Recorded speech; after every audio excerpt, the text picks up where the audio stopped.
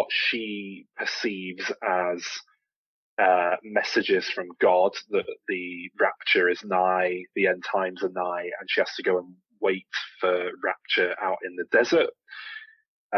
So she just leaves her job, ups her life, leaves it all behind, stops paying a mortgage. The bank's just going to take her house away.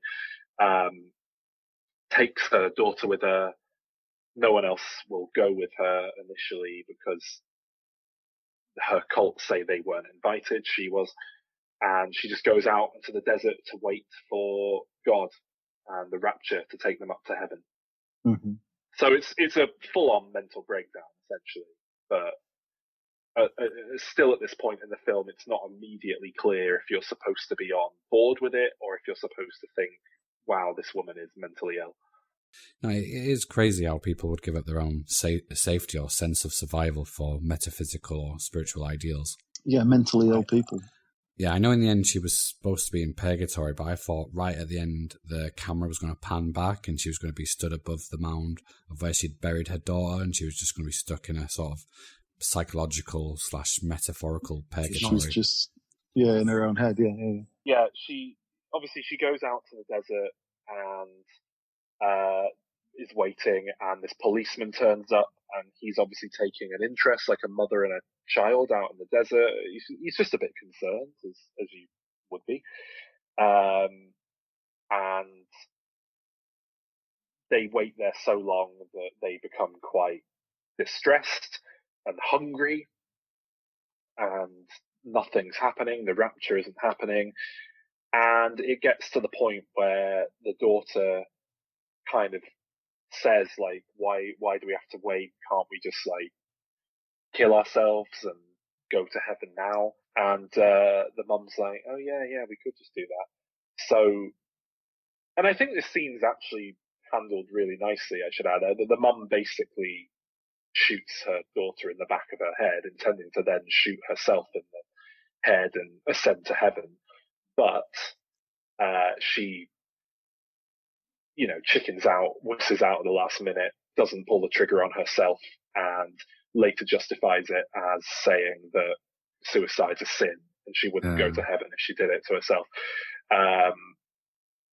And, so then she is arrested down the road for having murdered her daughter in cold blood in a really seemingly gruesome, horrible act of violence, but one that you completely understand where the character's coming from. Yeah. You don't view her as an evil, bad person for doing it. So I thought the ending was more ambiguous disturbed. in the sense it could be read that way. And then she's taken to jail, and then we're treated to the finale of the film, which is this big twist of sorts, really, because I don't think many people expect the rapture to turn out to be real. I think, regardless of how you take this film, whether you take it from a kind of pro-religion or anti-religion point of view, I think at this point you're kind of expecting her to either turn on religion or find the true value in religion. But what actually happens is the four horsemen of the apocalypse descend upon Earth. The trumpets of the rapture play. The jail cells like crumble to pieces. The policeman latches onto her as a kind of guide because he's a lifelong atheist, but he can now see that God is real. There's blatant evidence before his eyes. She told him this was going to happen. So he's like, all right, where do we go? They go back out to the desert. Her daughter descends from heaven to kind of guide them. And she basically says, like, yeah, look, you've got to accept God into your heart and say you love him, and you'll come up to heaven with the rest of us. It's the rapture. You were right, Mum. You were right all along. The policeman's like, oh, great. Yeah, I accept God. I love God. And whizzes off to heaven despite being an atheist his whole life. And the mum's just like, you know what, mate? You made me kill my daughter. I've lived a life of suffering.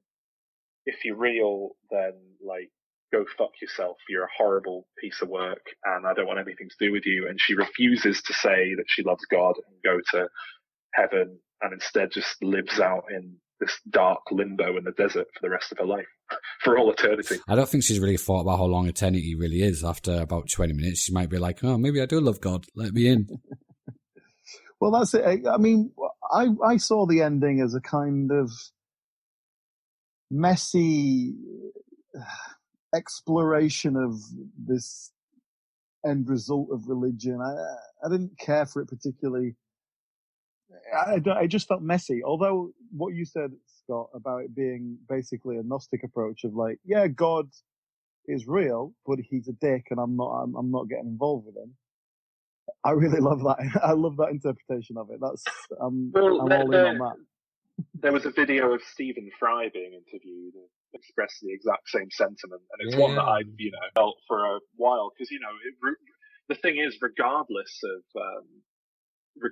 of whether or not things are going to be nice and fine in the end, like suffering in the moment is still very real, and it's still suffering. It doesn't really matter if you like kick a child, then give them a lollipop.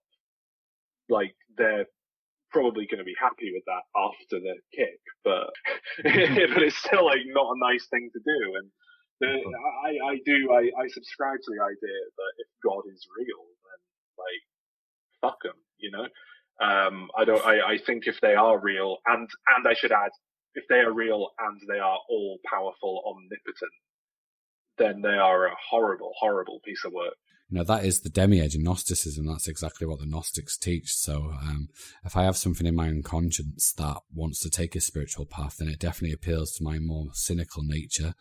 Like, yeah, there is a God, but I'm not saying he's a nice person, though. But I think it's a wonderful ending in that it completely recontextualizes the entire film, really, in a really interesting way.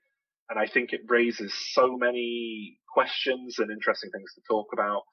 And yeah, I think it's just quite a powerful, legitimate bit of art, really, this film, because of it. It's I mean, if nothing else, it's a big swing of an ending. As you say, it was very similar to Kevin Smith's original ending for Red State, but he couldn't get the funding together to be able to shoot it. It was going to be too expensive.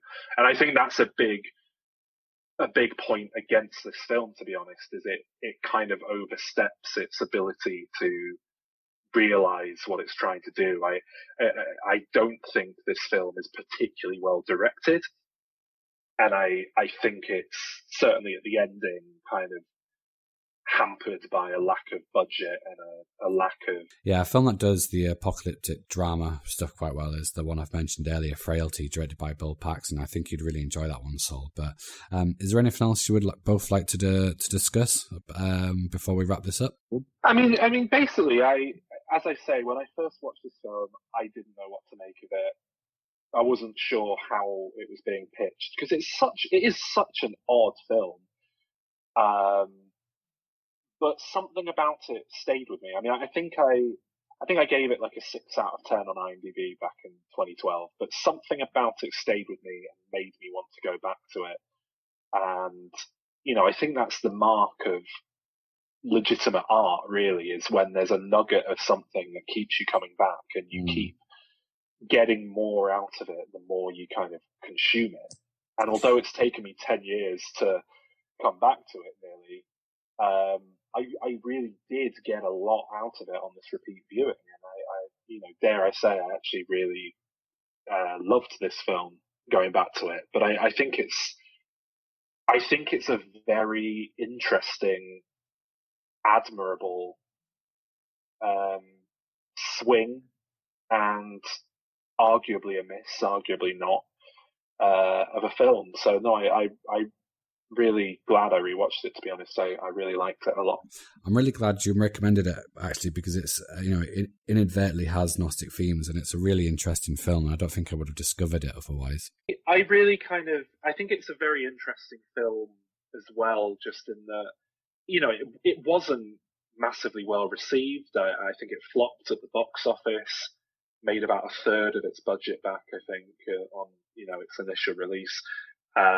Critically, I think it got largely mixed reviews, but not not particularly positive praise. But then it does pop up from time to time. If you ever look at these, lists of films to see before you die, and I mean, I think most famously it was it was included in the 1001 Movies You Must See Before You Die book by Stephen J. Schneider. Very, famous bit of not exactly literature, but a resource for fans of film. It's respected. I think it made Roger Ebert's top 10 of the year when it came out. It might have even been his favourite of the year. It is a film that seems to have a sort of cult following within very film critic-y kind of people. So I think it's got an interesting significance within cinema history. I must admit, I found it very messy. I didn't care for it particularly. It came across to me as more of a clumsy exploration of, not even exploration really, but yeah, a bit of a clumsy destructuring of religion.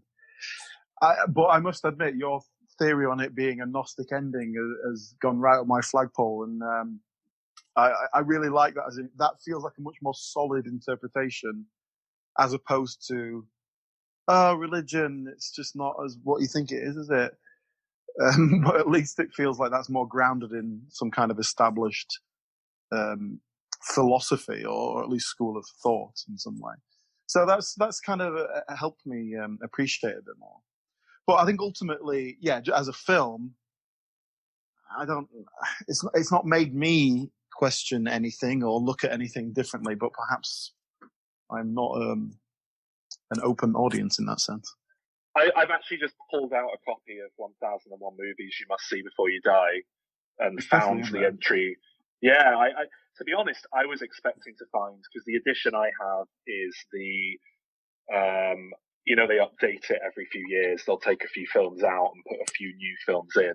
I was expecting to find this was like one of the first films to have been kicked out in favour of adding Brokeback Mountain in or something, because I think I've got the 2005 edition of the book, because it was the cheapest one on eBay. I didn't want to get a brand new one. I just thought I'd get one that's about 10 years old, but not the original. It'll be like 2p. Anyway, but if you want to know what it says, because it's only got a little half page on it, it says, few movies have treated religion seriously, and fewer still have explored evangelical Christianity on its own theological terms. This is what Michael Tolkien does in The Rapture, which may be viewed with equal pleasure as a spiritual melodrama, a faith-based fable, and an eccentric fairy tale with roots in a real religious subculture. Mimi Rodgers plays Sharon, a swinging single who enjoys cruising for foursomes with a sleazy male friend. Then she hears about a religious movement that emphasizes a personal relationship with God, whose day of judgment, complete with transcendent rapture that will whisk good souls to heaven, is said to be coming soon. Her newfound faith helps her weather turbulent storms, such as her husband's death. When she thinks the end of times is imminent, she takes her daughter to a lonely patch of desert where they await God's saving hand. In the film's most audacious twist, the rapture actually does arrive, but by now suffering has led her to project the idea of a just and merciful deity. At once a psychological drama, a reflection on faith and free will, and a crisp 1990s variation on what Hollywood used to call the woman's picture, this offbeat parable offers rich rewards for the open-minded moviegoer. I find it interesting, like the way that certain bits of that was phrased, the way it's like, for example, saying that her religion helps her weather the turbulence of her husband's death, which I don't think it does at all. The way I read that is it helps her ignore it and not deal with it. Yeah, the way I read it is that the husband's death, is the catalyst that kind of pushes her religious fanaticism into another gear, and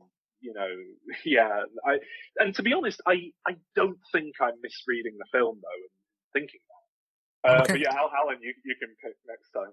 I kind of if I come across something that I feel like would be a nice fit, I'll definitely let you know. Okay, great. It's been a very interesting discussion. I want to thank you both for coming on the show. Hopefully we'll get you back on soon. Okay, take care. Bye.